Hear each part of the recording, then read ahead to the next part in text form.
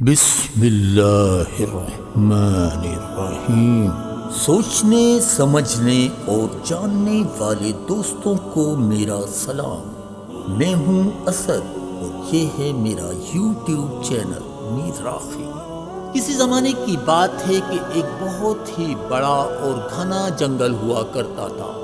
اس جنگل کی خاصیت یہ تھی کہ اس میں سمندر، دریا، پہاڑ، صحرا، میدان یا یوں کہا جائے کہ اللہ سبحانہ و تعالیٰ کی عطا کی ہوئی ہر نعمت سے یہ جنگل مالا مال تھا۔ جنگل کے سب جانور بڑے مزے سے رہ رہے تھے۔ ہاں البتہ چھوٹے موٹے اختلافات ہوتے تو وہ آپس میں حل کر لیا کرتے تھے۔ اور پھر ایک دن ایسا ہوا جو جانوروں نے سوچا بھی نہ تھا۔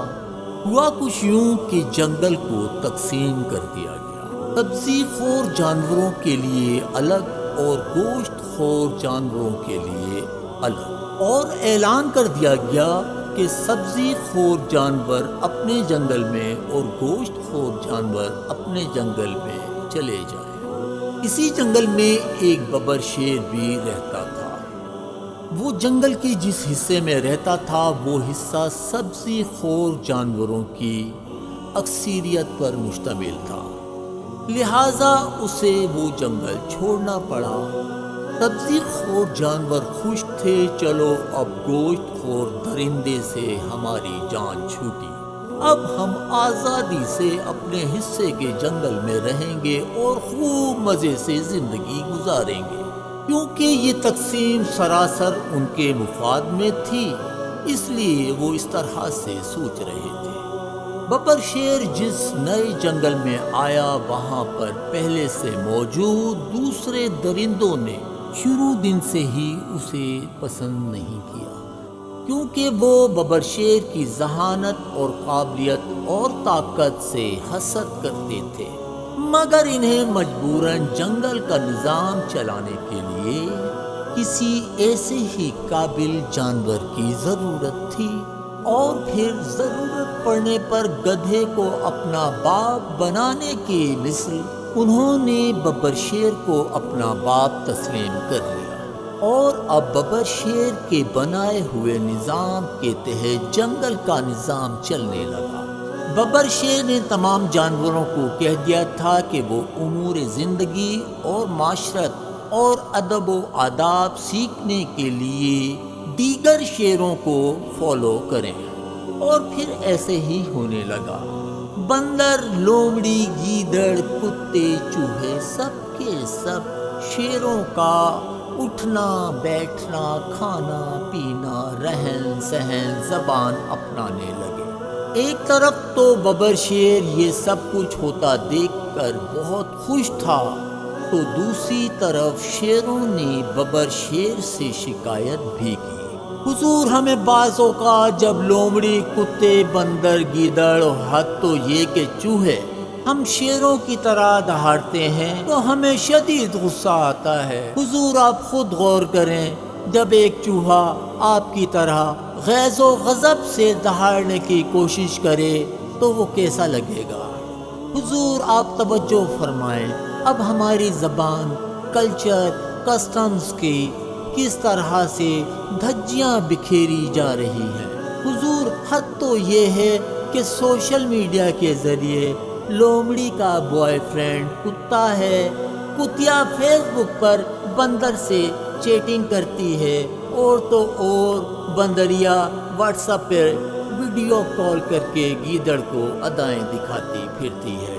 ابھی ایک شیر کی بات مکمل بھی نہیں ہوئی تھی کہ اتنے میں ایک اور شیر بولا، حضور اب تو ہمارے بچے بھی ان کے شر سے محفوظ نہیں رہے۔ کل ہی کی بات ہے، میں نے دیکھا ایک لومڑی اپنے فلیٹ کی بالکنی میں کھڑی کسی شیر کے بچے کو کہہ رہی تھی، تم کہاں ہو، جلدی سے آ جاؤ، کتنا حسین موسم ہے، دیکھو نا اب تو کتے بھی گلیوں میں رومانس کر رہے ہیں۔ پر شیر جو بہت دیر سے ان سب شیروں کی باتیں سن رہا تھا دہاڑا، چپ ہو جاؤ، بہت سن لی تمہاری بک بک، اس جنگل کو جدید زمانے سے ہم آہنگ کرنے کے لیے اور ترقی یافتہ بنانے کے لیے ہمیں تھوڑی بہت قربانیاں تو دینی ہی پڑیں گی۔ چلے جاؤ یہاں سے اور اپنے اپنے کاموں سے واسطہ رکھو، چلو جاؤ، بس بہت ہو گئی۔ اور سب شیر سر جھکائے وہاں سے چلے گئے۔ اسی طرح ماہوں سال گزرتے چلے گئے۔ ایک دن سب نے دیکھا جنگل کی ترقی ببر شیر کے گھر تک آ پہنچی تھی۔ ببر شیر کا بڑا بیٹا ایک لومڑی کے جال میں پھنس چکا تھا۔ وہ ببر شیر کے سامنے سینہ تانے کھڑا تھا اور وہ ایک لومڑی سے شادی کا خواہش مند تھا۔ ببر شیر اس کو سمجھا رہا تھا، دیکھو بیٹا، کتے کتوں میں، بندر بندروں میں، چوہے چوہوں میں، لومڑیاں لومڑیوں میں، گیدڑ گیدڑوں میں اور شیر شیروں میں ہی سجتے ہیں۔ ببر شیر نے بہت سمجھایا، چیخا چلایا، شور مچایا، مگر نہ اب اس کے سمجھانے میں اور نہ چیخنے چلانے میں اثر بچا تھا، کیونکہ ببر شیر اب بوڑھا ہو گیا تھا اور جنگل کا قانون ہے کہ جس کی لاٹھی اس کی بھینس۔ اب وہ پہلے جیسا طاقتور نہیں رہا تھا اور پھر وہی ہوا کہ جو جنگل میں ہوتا ہے۔ ببر شیر کو دھتکار دیا گیا، اس سے اس کی سلطنت، بیوی، بچے سب کچھ چھین لیے گئے اور اب اس کا بیٹا ببر شیر تھا اور اس کی چھوڑی ہوئی تمام چیزوں کا مالک بھی۔ ببر شیر اپنی بقایا سانسیں پوری کرنے کے لیے نئے ٹھکانے کی تلاش میں نکل پڑا۔ وہ سوچتا جا رہا تھا، کیا یہی ترقی اور جدیدیت ہے؟ اور راستے میں اپنے پاؤں کے نشانات بھی گہرے گہرے چھوڑتا جا رہا تھا، کیونکہ وہ جانتا تھا ان نشانات کی ضرورت بہت جلد اس کے بیٹے کو بھی پڑے گی۔